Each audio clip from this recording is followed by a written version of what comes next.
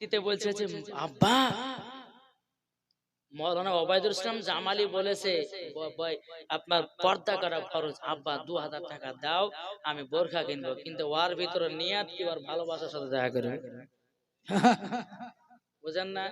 2000 টাকা বাপে দিয়েছে, বোরখা কিনে এসেছে। বাপে যে হায় রে হায়, আমার বেটি যে কোন দিকে যে গেল, আল্লাহ কি ভাবা যে হেদায়েত করে। হেদায়েত নয়, তোমার বেটি আরো খারাপ পথের দিকে গেছে। মুসলমান মৌলবীকে দেখলে পর্দা করে, কিন্তু গ্রামের ছেলেদের কাছে পর্দা নাই।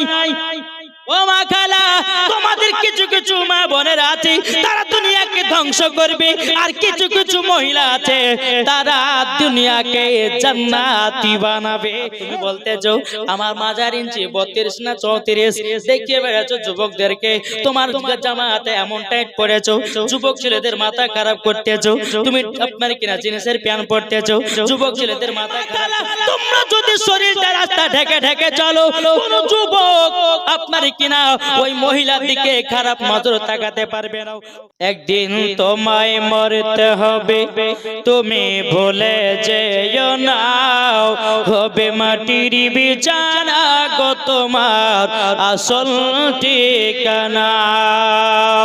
ইজরাইল ফেরেশতা যেদিন হাজির হবে সে, চঞ্ছাতেরি যতি করো জানবে রবে শেষে। খোদার কাছে করবে দোয়া, খোদার কাছে করবে দোয়া, করবে মুমিনা। একদিন তোমায় মরতে হবে, তুমি ভুলে যেও না, হবে মাটির বিছানা গো তোমার আসল ঠিকানা। আর পাশে বসে কাঁদবে শুধু আত্মীয় স্বজন, পাশে বসে কাঁদবে শুধু ভাই বোন। কি করে বুঝাবো তোমায়, কি করে বুঝাবো তোমায় মনের বেদনা। একদিন তোমায় মরতে হবে, তুমি ভুলে যেও না, হবে মাটির বিছানা গো তোমার আসল ঠিকানা। জোরে করুন সুবহানাল্লাহ।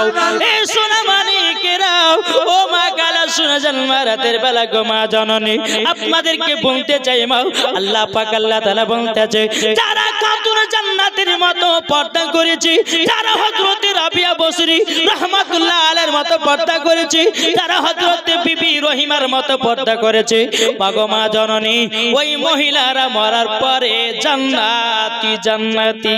বাবা সুবহানাল্লাহ। ও মা কালা করুণা মাঝালা পালা গো মা জননী, আল্লাহ পাক আল্লাহ তাআলা বলতেছে, যারা খাতুন জান্নাতের মতো নারী হয়েছে, মরার পরে তারাও খাতুন জান্নাতের সঙ্গে জান্নাতি হয়ে যাবে। সুবহানাল্লাহ।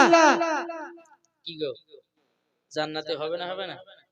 এদিকের মা বোনেরা পর্দা করে, কিন্তু আমাদের মুর্শিদাবাদে কেমন পর্দা করে জানেন? লোভ দেখানো পর্দা। কি দেখানো? লোক দেখানো। কেমন? এই যে জালসাতে একটা পর্দা দিয়েছে, দেয়নি? এটা হচ্ছে বাবাজি মিথ্যা পর্দা। কি পর্দা? মিথ্যা পর্দা। যদি বলে যে মনে কেন মহিলাদের তো মাথা থেকে নিয়ে পা পর্যন্ত ঢাকা হচ্ছে ফরজ, আপনি এই পর্দাকে মিথ্যা বললেন কেন? বাবা যে মুসলমান মিথ্যাই কারণ জন্য বলছি, মৌলবীদেরকে দেখার জন্য পর্দাটা করে মিথ্যা করে পর্দা করছে। এই ভুল বলছি না খারাপ বলছি? আমার কথার মধ্যে কিন্তু যুক্তি আছে, না হলে বলি না আমি। একটা কাজ শুনে, একজন মহিলা তার মা বলছে, বেটি আমি পুকুরে গোসল করতে নামবো।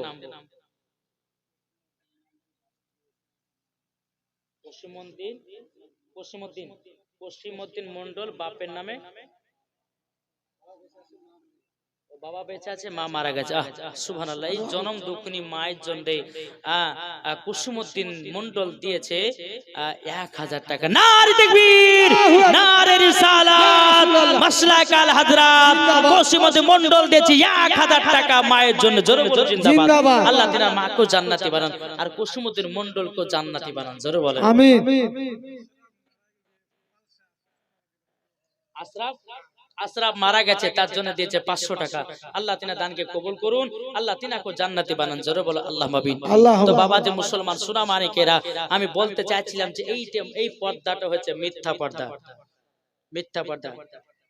ও মা খালাম শুনে যান, মা রাতের বেলা গো মা জননী, শুধু জালসাতে পর্দা করলে হবে না, রাস্তাতে পর্দা করো, ঘাটেও পর্দা করো, বাজারেও পর্দা করো, শহরে পর্দা করো, সব জায়গাতে পর্দা করো। ও মা খালা, ও গো মা জননীরা, আমার খাতুনে জান্নাত বলেছে, মা ফাতেমা জোহরা রাদিয়াল্লাহু তাআলা আনহা বলেছি, যারা আমার মতো পর্দা করবে মরার পরে আমি তাকে সাথে করে জান্নাতে নিয়ে যাও। সুবহানাল্লাহ। এখনকার মা বোনেরা যে বোরখা পিনছে বাবাজি, মাজার ইঞ্চি বাবা 32 ইঞ্চি না বাবা 34 ইঞ্চি বোরখা পরলে বোঝা যায়। কি আছে না নাই? এই সত্য না মিথ্যা? কিছু কিছু মহিলা আছে বাবাজি বোরখা পিনছে বাবাজি, বয়ফ্রেন্ডের সঙ্গে দেখা করার সুযোগ পেয়েছে, তাই না? কি গো বিটিতে বলছে যে আব্বা, মৌলানা ওবায়দুল ইসলাম জামালি বলেছে আপনার পর্দা করা ফরজ। আব্বা 2000 টাকা দাও, আমি বোরখা কিনবো, কিন্তু ওর ভিতরে নিয়াত কি ওর ভালোবাসার সাথে দেখা করবে, বুঝেন না? 2000 টাকা বাপে দিয়েছে, বোরখা কিনে এসেছে, বাপে যে হায় রে হায় আমার বেটি যে কোন দিকে যে গেল, আল্লাহ কি ভাবা যে হেদায়েত করে, হেদায়েত নয়, তোমার বেটি আরো খারাপ পথের দিকে গেছে। নাকি বলছে? পর্দা যদি করতে হয় মা, আমি আপনাদেরকে বোরখা পিনতে মানা করছি না, কিন্তু বোরখা হবে খাতুন জান্নাতের মতো। জোরে কোন সুবহানাল্লাহ। তারপরে জান্নাতি হওয়া যাবে।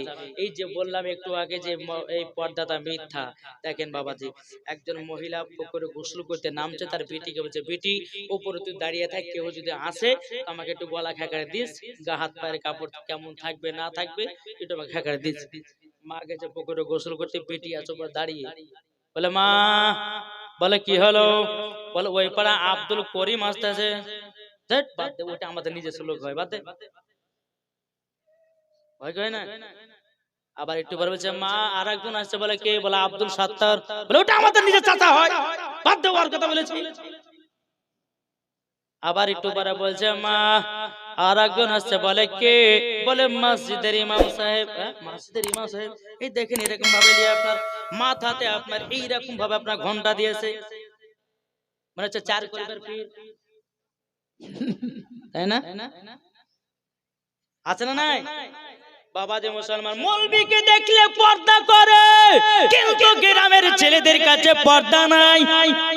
ও মা খালা, তোমাদের কিছু কিছু মা বোনের আছে তারা দুনিয়াকে ধ্বংস করবে, আর কিছু কিছু মহিলা আছে তারা দুনিয়াকে জান্নাতি বানাবে।